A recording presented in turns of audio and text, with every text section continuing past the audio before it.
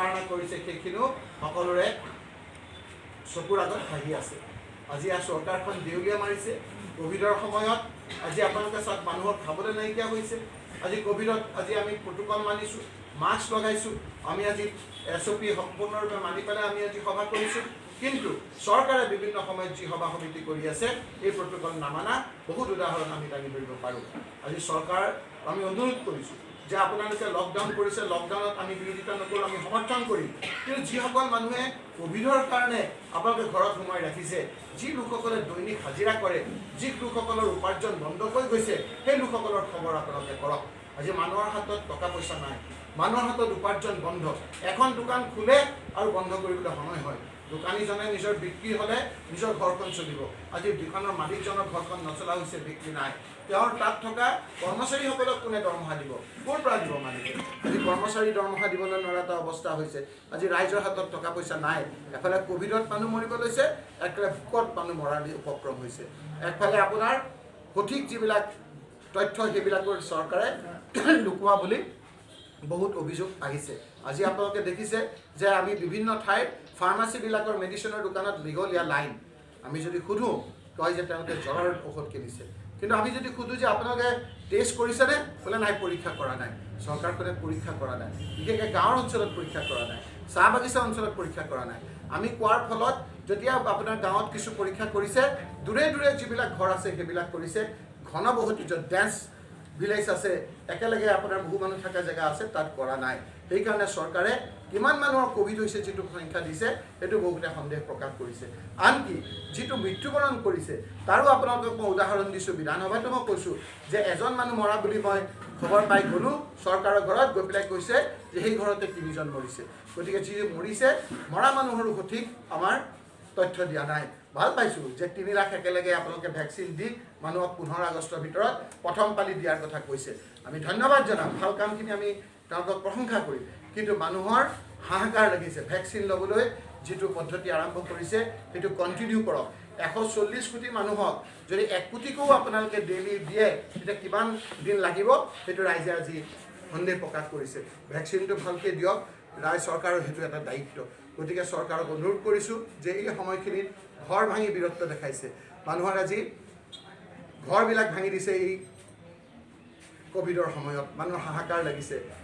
আপোনাৰ আকাশৰ তলত আছে। কিন্তু আপোনাক ক'লোঁ এই কথাখিনি কিন্তু আপোনালোকে নিজৰ জীৱনত দেখি যাব লাগিব। ঘৰ এটা ভাঙা চৰকাৰে সেই ঘৰৰ সেই দুটা ধৰণৰ নীতি। এবাৰ কৈছে যে যাৰ মাটি নাই আমি তাক মাটি দিম, আৰু এবাৰ যিসকলে ঘৰ বনাইছে তাক ভাঙি দিছে। ভাঙক, যদি বেআইনীভাৱে কোনোবা কৈছে ভাঙক, কিন্তু আপোনালোকৰ দায়িত্ব সেই লোকসকলক সংস্থাপন কৰাৰ। এই কথাবিলাক আপোনালোকে চাব যে দুখীয়া অসহায় লোকসকলক এনেদৰে হাৰাশাস্তি কৰি যদি কোনোবাই ভাবিছে যে এটা পৈশাচিক আনন্দ পাম, নেদেখাজনেও কিন্তু এই কথাবিলাক চাই আছে। সেইকাৰণে আপোনালোকৰ জৰিয়তে আমি আজি গোসাইগাঁৱলৈ আহি আমাৰ কংগ্ৰেছৰ কৰ্মীসকলক, নেতাসকলক আমি লগ পাইছোঁ, সজাতি দলকো আমি লগ পাইছোঁ। আৰু আপোনালোকৰ জৰিয়তে মাজেন্দ্ৰ নাৰ্জাৰী শোকসন্তপ্ত পৰিয়ালবৰ্গলৈ আমি সমবেদনা জ্ঞাপন কৰাৰ লগতে আমি তেখেতৰ বিদেহী আত্মাৰ চিৰশান্তি কামনা কৰিছোঁ। মহাজোঁট প্ৰাৰ্থী খুলিব। অল ইণ্ডিয়া কংগ্ৰেছ কমিটিয়ে সিদ্ধান্ত ল'ব। আমাৰ মহাজোঁট প্ৰাৰ্থী আছে। কংগ্ৰেছৰ পৰা দাবা কৰিছে যে এজন নেতা পলাই গৈ আছে, এইটো মেইন কাৰণটো কি? উৰ্ধতন কৰ্তৃপক্ষই তেওঁলোকক গুৰুত্ব দিয়া নাই বুলি এটা অভিযোগ আছে। ৰাষ্ট্ৰপতি হৈছিল প্ৰণৱ মুখাৰ্জী। প্ৰণৱ মুখাৰ্জীৰ নিচিনা মানুহ কংগ্ৰেছৰ পৰা গুচি গৈছিল, কিন্তু পৰৱৰ্তী সময়ত আকৌ আহি কংগ্ৰেছত মন্ত্ৰী হৈ ৰাষ্ট্ৰপতি হৈছিল। ঘাট প্ৰতিঘাত থাকেই, বহুত মানুহ তেনেকৈ ওলাই গৈছে। আপোনালোকে মই তথ্য দি দিম যে আলফাই কংগ্ৰেছ এৰিবলৈ কৈছিল এটা সময়ত। বহুত মানুহ আপোনাৰ কংগ্ৰেছৰ পৰা আঁতৰি গৈছিল। কোনেও ভবা নাছিল কংগ্ৰেছৰ চৰকাৰ হ'ব। সেই বছৰে কংগ্ৰেছৰ চৰকাৰ হৈছিল। চৰকাৰখনে যি হায়াৰ ছেকেণ্ডেৰী আৰু মেট্ৰিক এক্সামিনেশ্যন কৰিলে, প্ৰত্যেকটো ক্ষেত্ৰত বিভ্ৰান্তি। দুখ লাগে যে এগৰাকী ছোৱালীয়ে দুদিন আগত এই পৰীক্ষাৰ বিভ্ৰান্তিৰ কাৰণে আত্মহত্যা কৰিছে। যাৰ গৈছে তেওঁ বুজিছে। চৰকাৰখনে বাকী কথাবিলাক মানুহৰ ঘৰতৰ ভাঙাতকৈ এই কথাবিলাকক এড্ৰেছ কৰক। পৰীক্ষা কৰিব নকৰিব ক্লিয়াৰিটি আপোনালোকে দিয়ক। কেনেধৰণে মাৰ্কিং কৰিব তাৰ কথাবিলাক কওক। আজি শিক্ষামন্ত্ৰীৰ লগত মুখ্যমন্ত্ৰীৰ কথাত মিল নাই। ইজনৰ লগত সিজনৰ কথাৰ মিল নাই। এই ল'ৰা ছোৱালীৰ ভৱিষ্যত আছে। কিছুমান ল'ৰা ছোৱালীয়ে বিভিন্ন বহুতে আপোনাৰ ভাল পাব একেলগে পাছ কৰাই দিয়াটো, বহুতে ক'ব যে আমাৰ এইটোৱে জীৱনৰ লক্ষ্য আছিল যে মই ষ্টেণ্ড কৰিম। সেই গোটেইখিনি কথা চাব লাগিব। মই ফাৰ্ষ্ট ডিভিজন পাম, মই মেডিকেল পঢ়িম, মই ইঞ্জিনিয়াৰিং পঢ়িম। এভাগে ক'ব যে যেনে তেনে পাছ কৰিছোঁ, মোৰ কাৰণে ভালেই হৈছে। এই গোটেই কথাখিনি চৰকাৰে এড্ৰেছ কৰিব লাগে, ক্লিয়াৰিটি থকা দৰকাৰ। কোনখিনি মানুহ গোটেই কথাখিনি বুজাই দিব লাগে। এইখিনি ভুল কৰ্মনি, এইখিনিয়ে আমাৰ ভৱিষ্যত। এইখিনি কথাবিলাক এড্ৰেছ কৰিব লাগে। এবাৰ স্কুটি দিম বুলি কয় যে কংগ্ৰেছে যিসকলক স্কুটি দিম বুলি কয়, চাইকেল দিছে আমি স্কুটি দিম, সেইটোৱে কৈছিল, এতিয়াও আছে। তাৰ পৰৱৰ্তী সময়ত কৈছে যে নহয় হায়াৰ ছেকেণ্ডেৰী পাছ কৰা আমি ফাৰ্ষ্ট ডিভিজন পৰা লোকসকলক দিম। এতিয়া কয় যে আমি স্কুটি দিম বুলি কৈছিলোঁ, স্কুটি দিছোঁ। ফাঁকি ফকাৰো এটা সময় আছে। এতিয়া বাৰু বতৰটোৰ কাৰণে মানুহে এই কথাবিলাক কোৱা নাই, এইবিলাক কথা জোখপাক কৰিব নহয়। সেইদিনা ক'লে যে মাইক্ৰ' ফাইনেন্সৰ আমি সকলো ঋণ আপোনালোক সকলো ঋণ মাফ কৰি দিম, সুদ ঋণ চব মাফ কৰি দিম।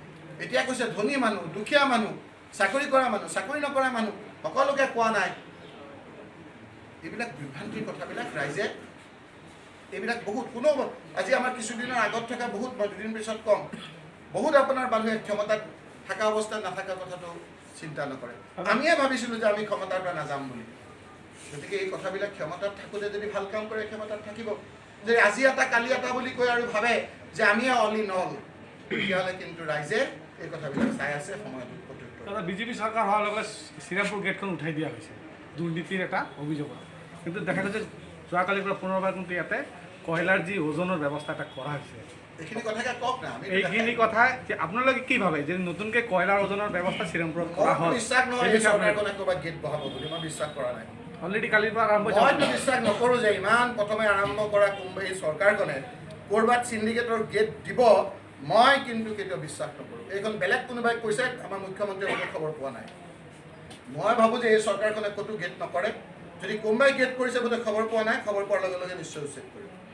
ওজনৰ বস্তুটো আৰম্ভ মইতো ভাবিছোঁ যে নকৰে, বাকী আপোনালোকে জানক। এই চৰকাৰখনে কোৱা নাই জানো চিণ্ডিকেট নহয়? এই চৰকাৰখনে গেটখিনি উঠাই দিয়াৰ কথা কোৱা নাই জানো? এতিয়া ইয়াত আহিছোঁ আজি শ্ৰীৰামপুৰ ওচৰতে কৈছে আপোনালোকে গেট কৰিছে। মইতো ভাবোঁ অন্যায়ভাৱে কোনোবাই কৰিছে, এই চৰকাৰখনে দেখা নাই। চৰকাৰখনে দেখাৰ লগে লগে নিশ্চয়কৈ উচ্ছেদ কৰিব, ইয়াত গেট কেতিয়াও কৰিব নিদিয়ে।